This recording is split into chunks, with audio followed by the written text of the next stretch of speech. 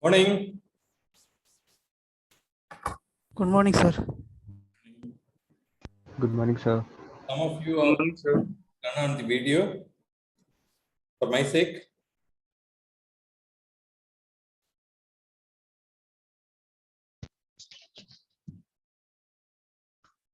Can some of you, okay, thanks, Manavi.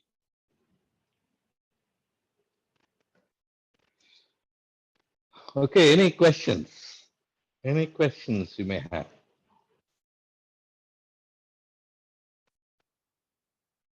What is that in your hand, sir? Oh, you've seen this, no? This is a set of magnetic balls.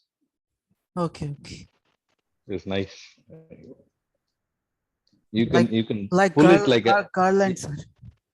you can pull it like a thread. You have the cotton and you pull, no? Yeah. Similar way, you can pull like a thread. It just comes up. Mhm. Okay. Okay, on chat, something is there. Good morning, good morning. Definitely good morning. When will INSTI reopen? When INSTI has already reopened. I'm in the office. No. We don't know exactly, but let's see. We'll have to wait and see. I'm not sure about it.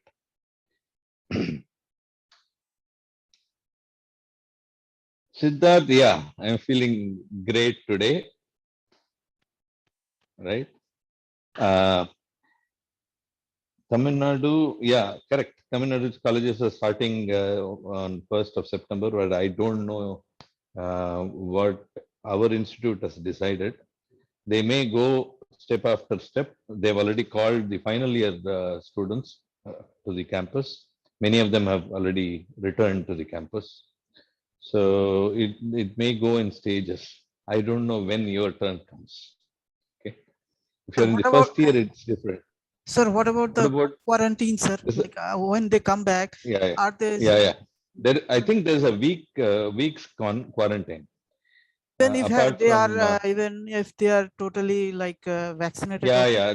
I think still they are continuing with that. You have to have RT-PCR done and come. They have some procedure. You can find out. Okay. Only yeah. As Mrityunjay says, probably the scare is about the third wave, possibility of a third wave. Anyway, we'll start the class. How about that? Okay. Right? So what would I do usually? On the chat box. Can I ask you a couple of questions? Are you ready? Even Manvi has turned off his video.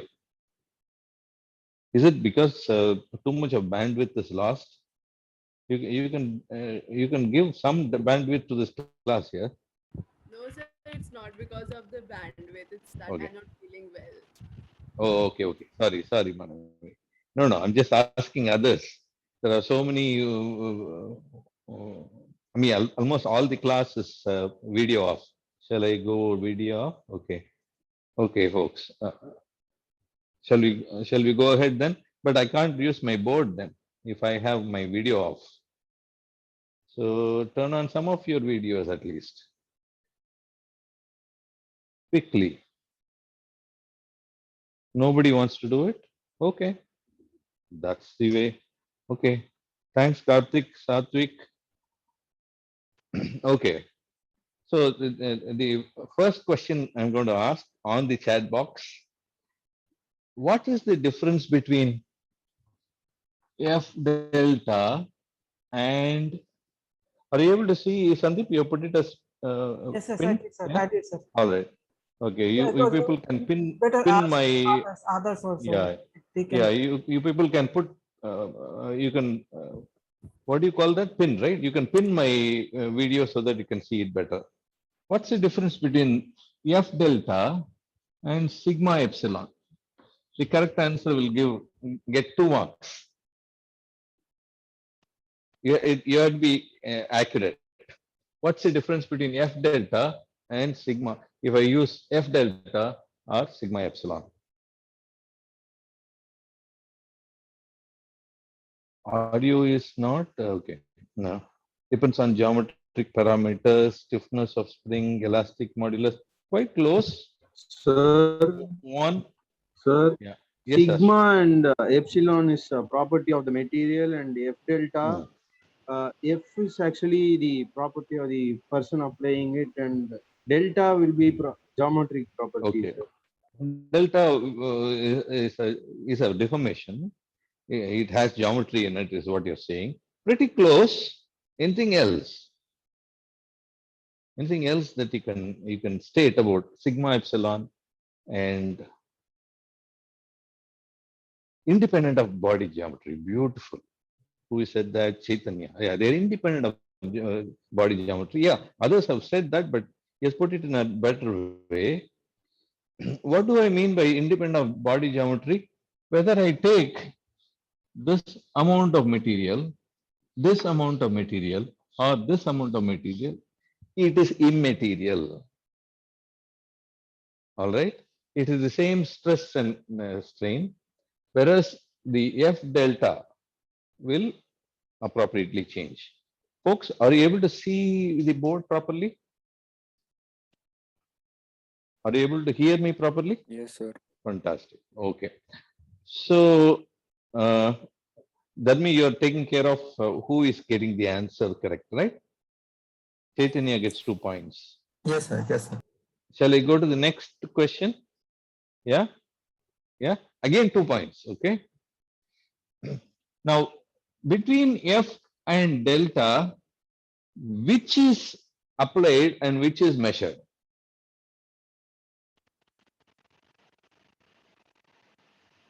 Between F and delta, which is applied and which is measured?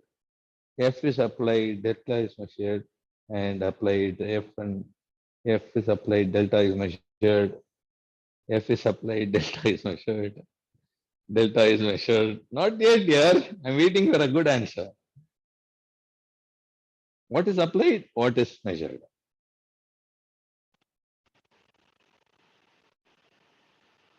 Come on, come on, come on. Anybody who has a great idea is applied and measured. Meaning, I didn't understand that. Who said that? Siddharth. Siddharth is trying to play that. Delta is measured when F is applied. Fantastic. Devansh, you are very close.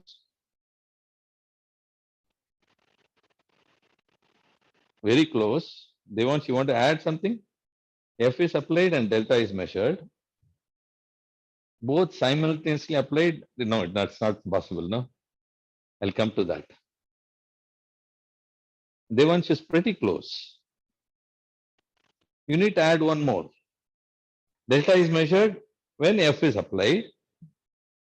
Delta is caused by force, okay. Go ahead. Delta is caused by force. Delta is measured, then F is calculated based on delta measured. Not yet. Devansh is very close, but then Devansh is still thinking. That's what. Delta is measured when F is applied. When I apply, I know what I'm applying. No, the force that I'm applying, I know the force. All right. So what is measured is delta. But is that all? Okay. Not yet, yeah. Come on, come on. Delta is measured and also when released. No. Okay, Arpit is saying when delta is applied, force is measured. Finally, Arpit, can you put both together, what Devan said and you?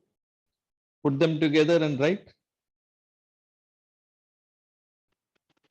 Go ahead. When Arpit.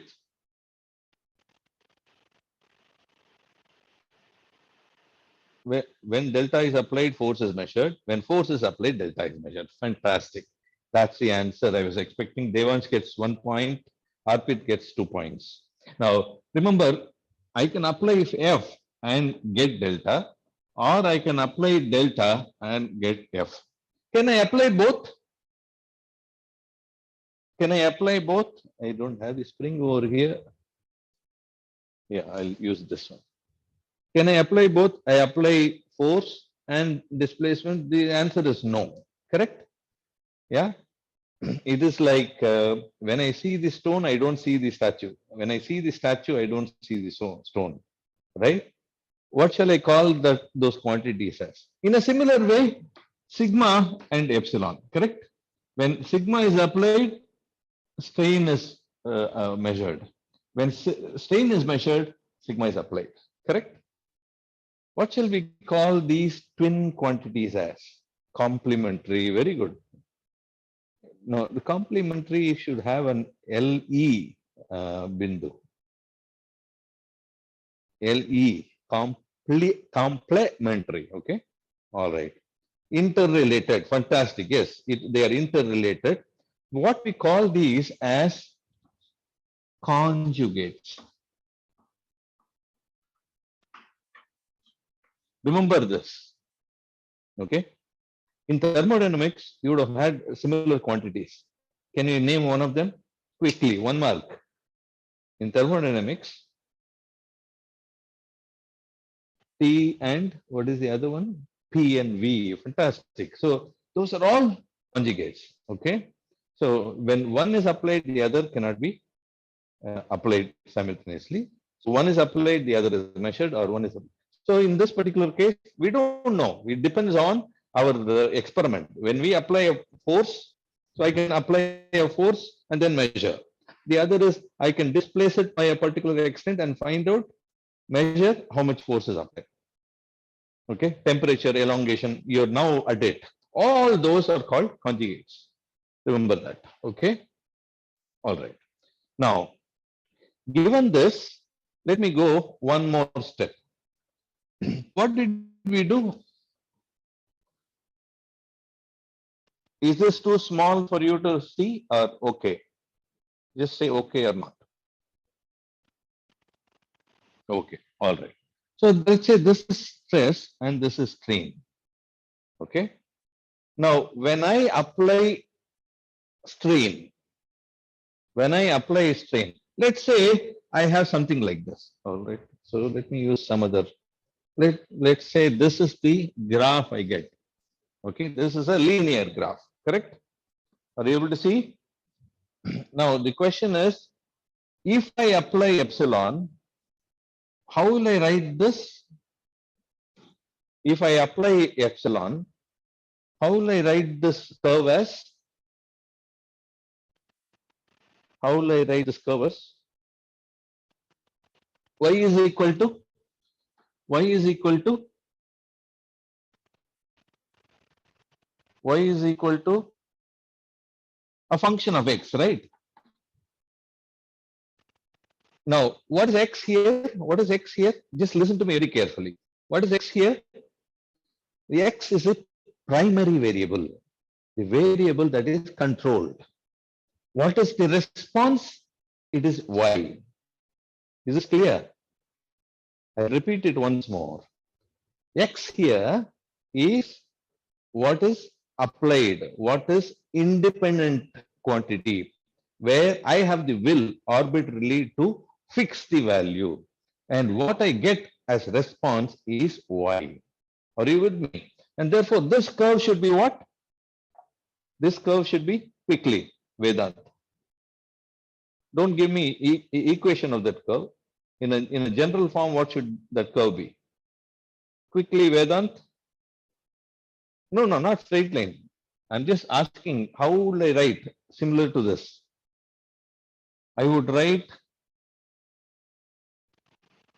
sigma is equal to sigma of epsilon, where sigma is a function of epsilon. Are you with me? Why? Because this is applied and this is measured. Is this very clear? This is very important for you to understand this. So in this case, supposing I take this fellow, this is the response I get by applying strain and getting stress. Okay. Now the question is, can I apply stress and get strain? The answer is yes, correct? So suppose, so I'll use some other, so let's say I got something like this, but this time to obtain this green curve, I applied stress and got strain. So how do I write this equation to be? Epsilon, fantastic. Epsilon is epsilon of sigma. I'll just put a definition here so that it's clear to you. Okay. So the same curve could be viewed differently depending on which is applied and which is dependent or measured. Okay. So when epsilon is applied, sigma is dependent. When sigma is applied, epsilon is dependent. Is this clear to you? Shall I move on? Okay. Now let's take this curve and ask a few questions.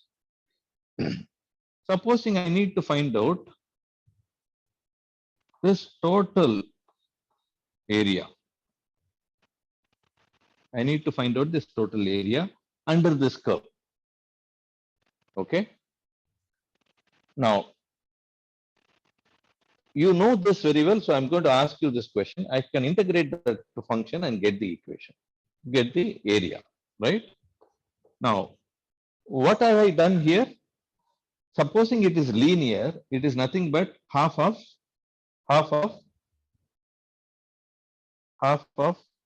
what would be this? Arpit, you said that. Repeat it. Half of sigma into epsilon, right? Sigma into epsilon. Okay. So let me call this as some u. What is u a function of? This area is a function of. Listen to me carefully and answer. Yes.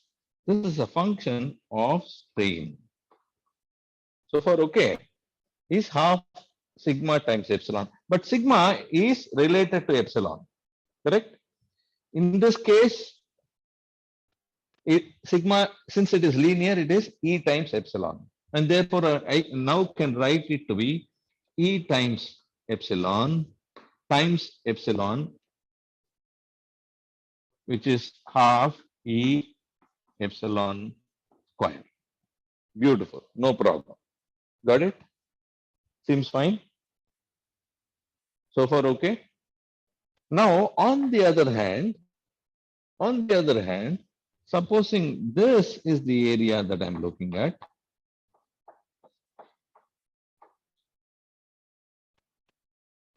let's call that area as U bar. Okay. Are you able to see this? Say yes or no. Yes. Okay. This will be a function of what? This U bar will be a function of just go with the flow of mind. Will be a function of sigma, and that will be nothing but half times sigma times epsilon again. Correct? Because this is linear. All right. But when I write it, I know epsilon is a function of sigma. So what should I get here? Half times quickly. He has already done it. Karthik has already done. I will get it to be sigma square by E. All right. This we call, I'll use, this we call as strain energy. Basically, this is the energy that is stored within the material. Now, what's the size of the material? Karthik already said, okay, it is immaterial. I don't remember who said that, Karthik or whoever said that. Material, the geometry is immaterial, correct? Which means that, can I write this as strain energy or something else? It does not depend on geometry. Name a quantity that is not dependent on the geometry quickly. These are very important, so please listen to me very carefully. Name one thing that is independent of geometry. Modulus is one of them. Something that is common in physics, density, correct, right? Density is independent of the geometry. So in this case, when I write strain energy, should I write it as strain energy or strain energy what? Density. Fantastic. Please remember this. What is strain energy density? Half times E times epsilon square for a linear material. Okay. This, what shall we call? We call this as complementary. LE. Okay. Okay. So in order to remember this, comply is gift. Comply is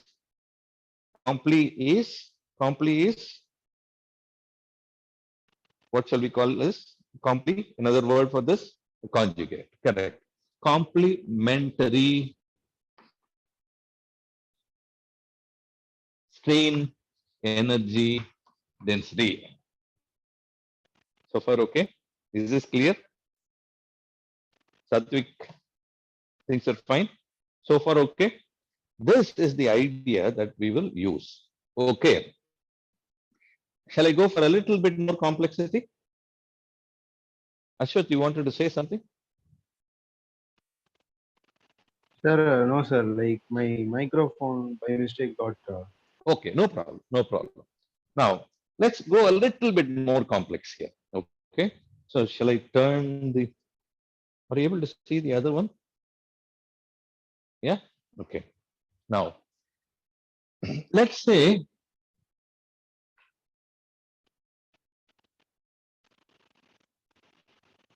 strain, stress, this time it's non-linear. It's no more linear. Are you able to see this? Say yes or no. Not that up. Huh? Ah. Are you able to see this now? Oh, fantastic. So let's say the response that I get, let's say I have applied a strain and got stress and I got it to be this way, then I can write this to be nothing but sigma of epsilon. Okay. Now I want to get the area. I want to get the area. So this is the area, right? I want to get the area. What will I do? What will I do? Quickly, Ayush, Ashwat. Integrate. Fantastic. So if I integrate, what I should get is, I'll use some other, okay. I'll use this. So now U is a function of epsilon is nothing but integration from 0 to epsilon, right? Epsilon, go ahead. It is y dx. Clear? And what is this U? It is strain energy. Okay. So which means it's easy for me to write complementary strain energy, which is U cap or U bar sigma is nothing but integral from 0 to sigma epsilon, which is a function of this thing times d sigma. Okay. What will I get for this? I'll get this. Okay. So this is U bar and this is U of epsilon and this is U of sigma. So far so good, very simple, clear. And this we can always write differently as I can integrate, I differentiate all through so that I get dou U by dou epsilon is equal to, what should I get? Quickly, one of you, sigma. Fantastic. Similarly, dou U bar by dou sigma should give me epsilon. right? And this kind of formulation. So what is this? This is the constitutive equation or constitutive property. Similarly, this, depending on which one you use, earlier we have written in a different way, which is sigma as a function of epsilon, correct? Right? Now I'm making it a little bit more clear, and this renders more flexibility for me. I can deal with nonlinear curves also. Okay, and therefore I call this as hyperelastic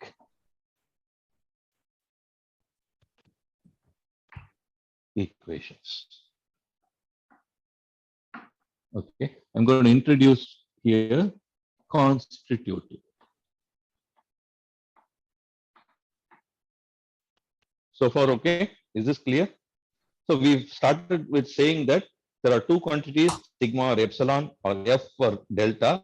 These are conjugate to each other, which means that one is applied, the other is measured. I can't apply both, I can't measure both, right? So they are conjugate quantities, and that's the reason why we are always using this kind of a thing.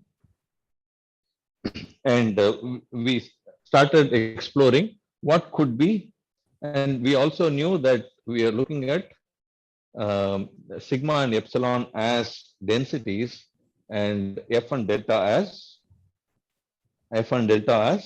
the macroscopic quantities or quantities related to a structure. Okay, and then we went ahead, we looked at this. Okay, when we said, okay, now I can put them together as this. So far, okay. I'm now going to extend. I'm not going to extend the same thing. Any questions on this? Any questions on this before I move on? Before I move on. Fantastic. Okay. Now, without loss of generality, I'll use this side. Is it visible to you?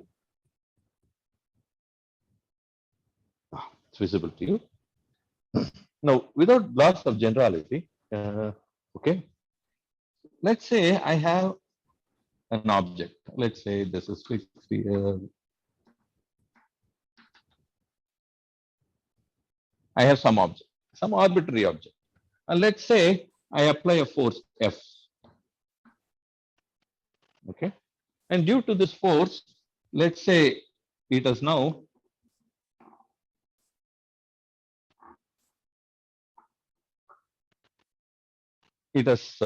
deformed in a particular way. Okay. Let's say this point has now moved to this point. Okay. It would have moved somewhere else, but let's say we are looking at the same point. Then this is the displacement in the same direction as F. Okay, delta due to F. Okay, I'm just picking one point and looking at this. All right, listen to me carefully. Now, so far what we did was for the material. Now I'm going to ask this question. Let us say I'm doing an experiment. I'm now pulling this point along a particular direction. Okay.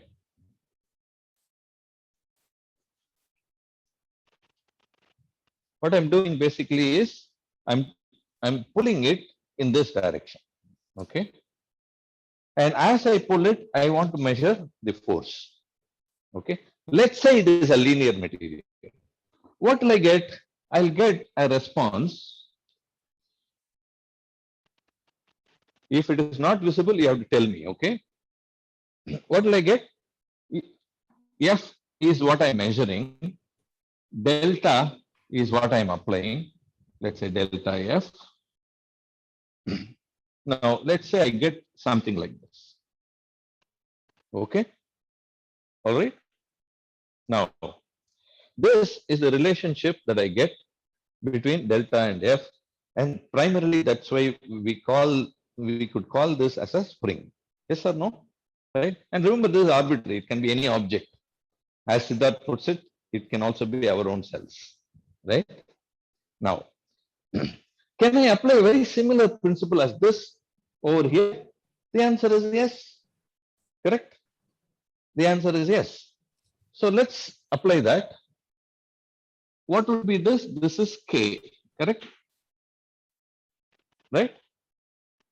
If you have any questions, you have to ask me now. Let's say this is the stiffness K, this is the applied displacement, and this is the measured force. Okay. Now I'm going to ask the ulta question. Can I apply a force at that point and measure the displacement along that particular direction? The answer is yes. I will get the same curve, but F becomes applied quantity and delta becomes measured quantity. Okay. So in a very similar way, I can do the exercise of finding the areas. So if I do it as this area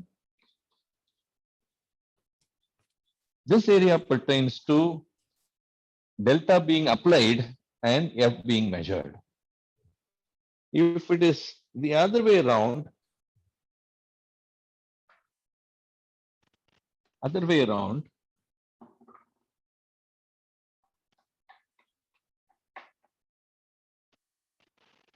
I can get two of them here. This is U bar and this is U.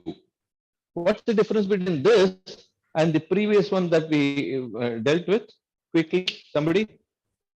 What's the difference between this U bar U and that? Quickly. What is involved?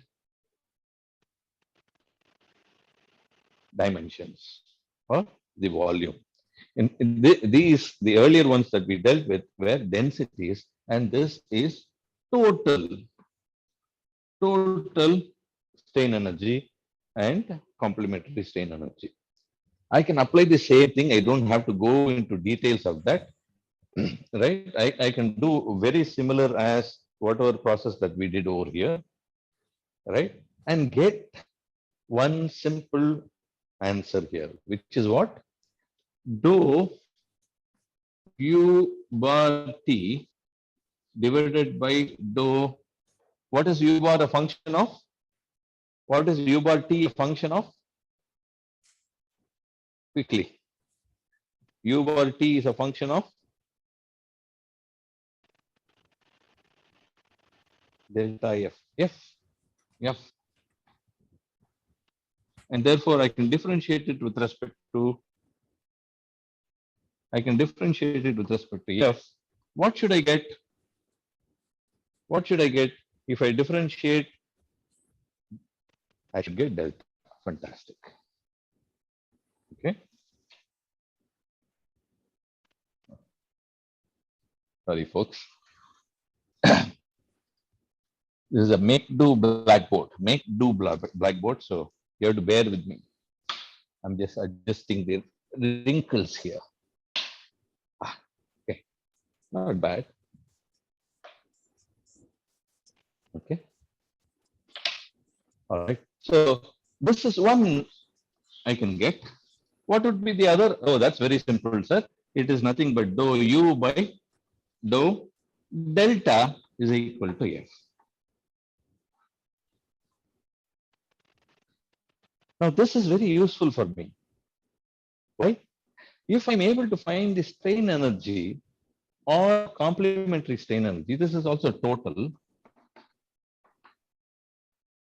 then it's possible for me to find out what would be the deflection having applied the force, or what would be the force having applied the displacement. The only thing is what I will get are the forces and displacement along a particular direction only.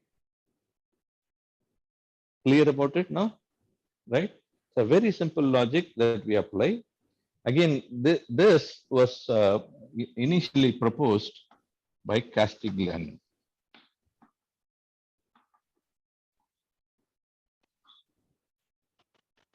Okay. I don't like putting names to the equations that people have come up with. I would call these as hyperelastic formulations for structures. Okay. Castiglione proposed these two theorems which concern the strain energy of the structure when a force is applied or displacement is applied appropriately. So far, so good. Any questions on this before I move on? What's the use, sir? Why should I be doing this? What's the use of doing all this? That's the other question that we will try and answer. In some material or situation, it is possible that we get different U and U bar. Fantastic. A very good question. So what shall I do of that? Right? You mean for the same sigma and epsilon is what you're saying, right?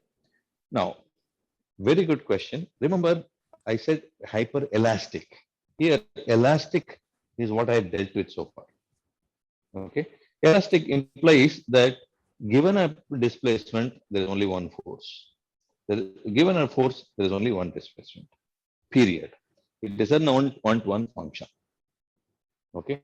That's the advantage of the reversibility or elasticity. Have I answered your question, Karthik? Okay.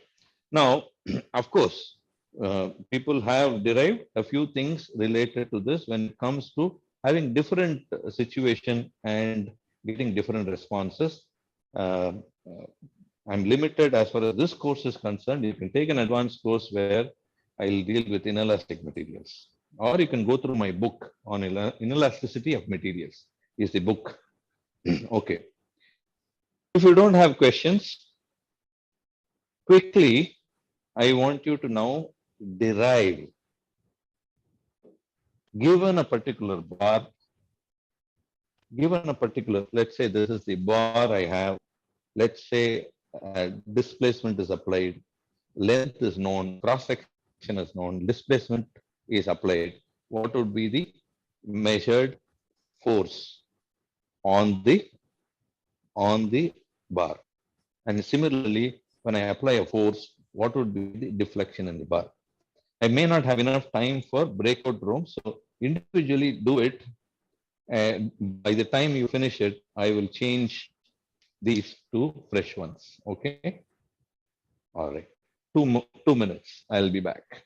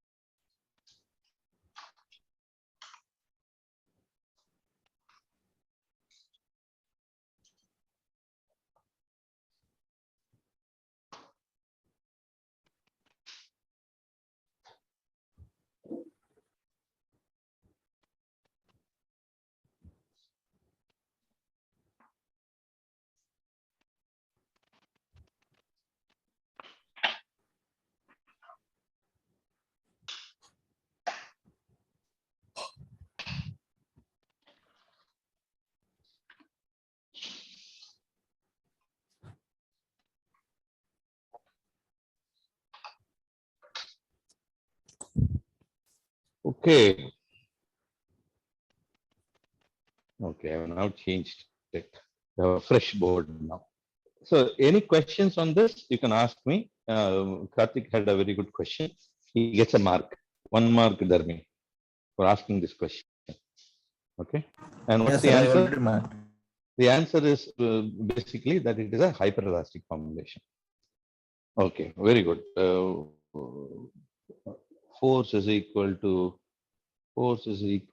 EA delta by L. Delta equals FLA EA. Fine, but I wanted you to find out U and U bar. I wanted you to find out U and U bar. Okay. Are you able to see this? Right. So let's say I have this bar, and force F is applied. In this case, it is applied like this. Right. Let's say it elongates.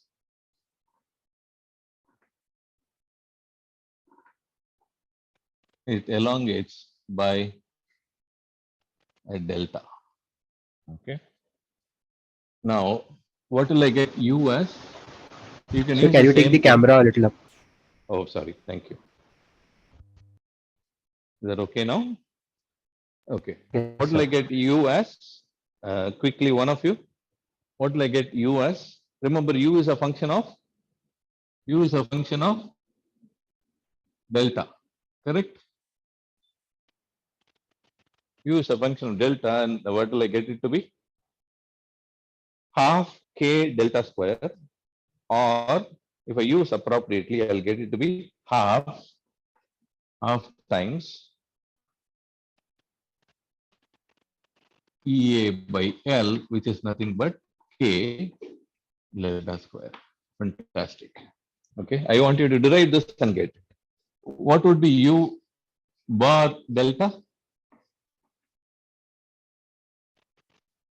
Ayush?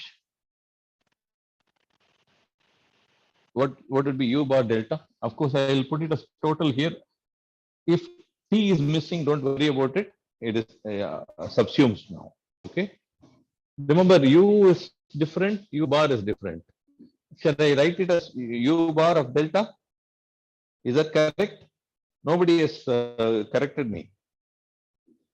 Nobody has corrected me. Are you fatigued? Okay. This has to be, this has to be F, right? What would this be equal to? Half of quickly. So that I can solve one problem and leave the floor. Very good. Put it together. It is half times F square, right? F square L by EA. Correct? All right. Why am I trying to find this out? This is really useful for me. Now let's apply this rule.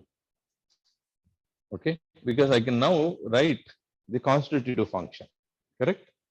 So what would I get? Dou U by dou delta, I get it to be nothing but EA delta by L, right? And similarly, dou U, go ahead.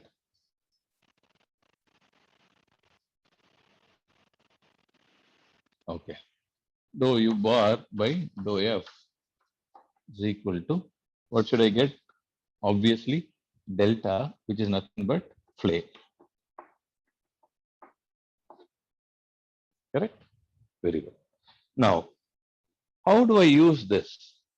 Remember this one is for a generalized body. Anything that is spring. Yes, Siddharth? Anything that is a spring, right? So I can use it on any body. It can also be, let's say I have a beam, and I want to apply, let's say I'm applying a force over here. Let's say it is now deformed like this. Let's say this is the delta. Then I can relate this F and delta appropriately in a very similar way. Okay, as long as I know the stiffness of this structure. It can be any structure that you take. The situation will be similar. Okay, this is very powerful because remember I can just apply anywhere in the structure and get an appropriate property. I'm sorry, an appropriate conjugate of it. Okay. If you don't have questions, I'll just move on to one example before we wrap up. One example that we did last time. Shall I move this a little bit down? Okay. We did this example, no? If you remember, this with this was we applied a force over here, and it actually deflected like this.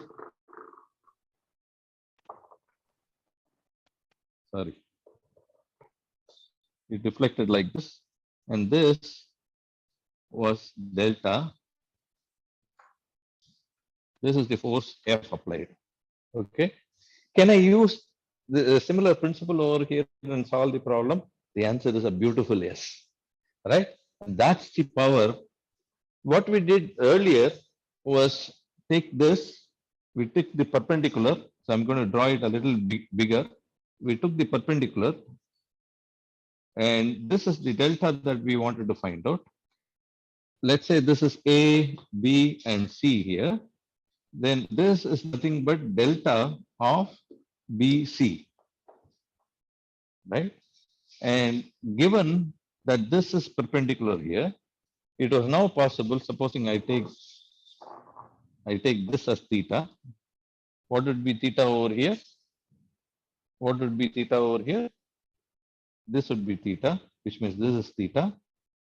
Given this, I should be able to find out what is delta.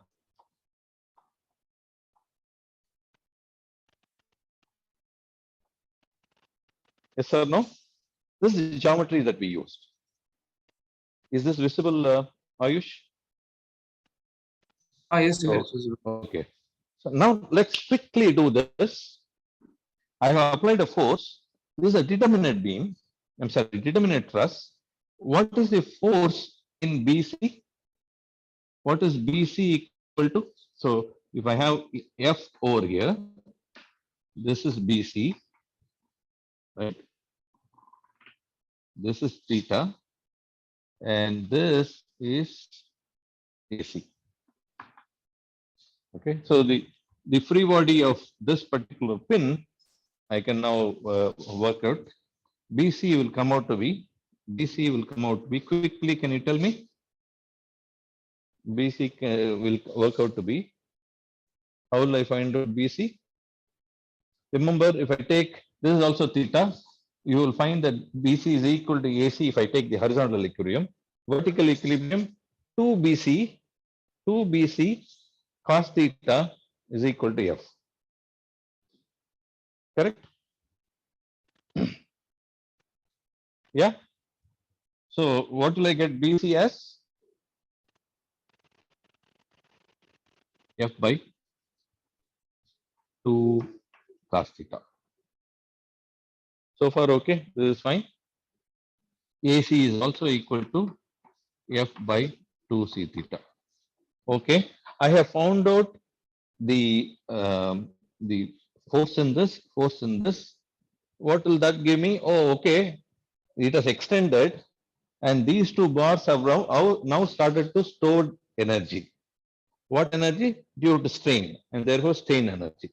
Right? Whether it is complementary or strain energy depends on whether I am applying force or applying delta. In this case, let's say I'm applying force and I want to find out delta. That's what we did over here. So what will I use? I'll use that which is a function of force, which is complementary strain energy. What would be complementary strain energy for this? It is nothing but BC square. Where is that? Are you able to see this one? Are you able to see this one? 1 second. I can use this directly. Half BC square, the length of that bar divided by EA, right? I can use that over here and write UT of BC plus UT of AC. Okay. Remember, AC and BC are all functions of F. Correct? Now I can differentiate and write dou ut by dou f should be nothing but delta that I need to find out. Delta of, this is delta of C, okay, which will now be equal to, it's very simple,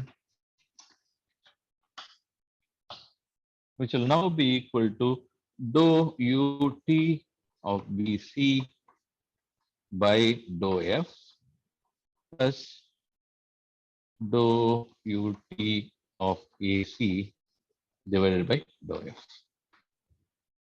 Right? Remember, this is parabolic. The one that we derived earlier is parabolic, and we can use that over here directly and compute what would be delta C. Okay. Right. I leave that exercise to you, but this is basically how we can find out delta C without having to go into the geometric details. We will be able to find out. That's the beauty of it. Right. It does not matter what it is. Okay. There are several examples that you can have. Even if you have a complicated one like this, let's say something like this, something like this.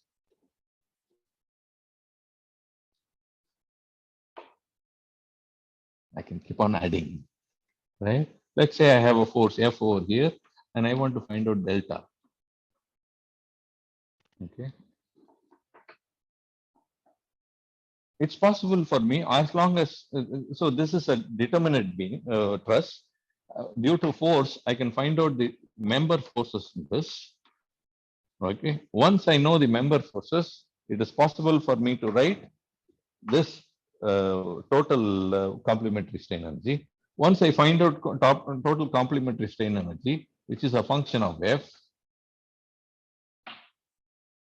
it is possible for me to find out delta as dou ut by dou F is equal to delta. Clear? Very simple, but very elegant in terms of being able to solve this. Okay, I'll entertain questions if you have. Do you like this mode of Blackboard, or should I go into tablet? Is fine? Okay. Okay. Would you have any questions? Would you have any questions? Quickly, a couple of questions. So using this method of U, we can solve for fantastic questions. So tomorrow's class, we'll spend a little bit time in looking at indeterminate beam. I'm sorry, indeterminate structures. Okay. So we can take a truss structure and do the same thing. I'll explain to you how to do it. It's very simple. Basically, what I'll do is, like what we did earlier, we'll release that constraint. For example, I'll just quickly tell you what it is. Let us say I have a pinned support over here, a pinned support here. Okay. Now remember, this is indeterminate now. Okay. So what I'll do is I'll make it determinate. How will I make it determinate? I will take, let's say, this to be roller and apply an unknown force. Let's say F. Let's say this is P. Okay. So I have removed a roller, which means it will start to have displacement, but I want the displacement to 0. So I will say that this P force makes sure that the displacement here is equal to 0. I'll use that kind of a condition in order to be able to solve the indeterminate structure. Remember, it was initially indeterminate. I forced it to make it determinate, but this P is not known to me. I will use whatever I have done so far and set this to be equal to 0, so that I'll get not only P, but I'll also get the displacement delta. We'll do that exercise tomorrow. Thanks, Karthik, for reminding me. Any other question? Any other question?